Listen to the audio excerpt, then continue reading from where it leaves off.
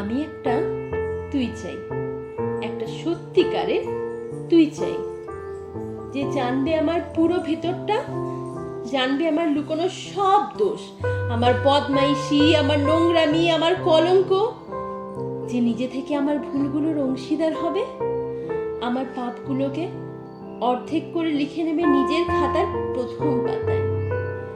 আমি এমন একটা তুই চাই, যাকে আমি নির্দ্বিধায় উপহার দেব আমার সব অনিয়ম, আমার অপারগতা, আমার বদভ্যাস, আমার উচ্ছৃঙ্খলতা।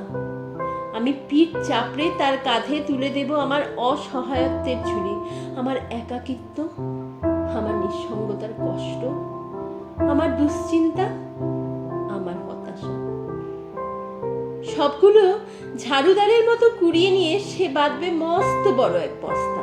তারপর কুলির মতো মাথায় করে বয়ে নিয়ে যাবে সে সব অভিশাপ, আর হাসতে হাসতে বলবে, ভীষণ ভারী রে, কি করে এতদিন বইলি এ বোঝা।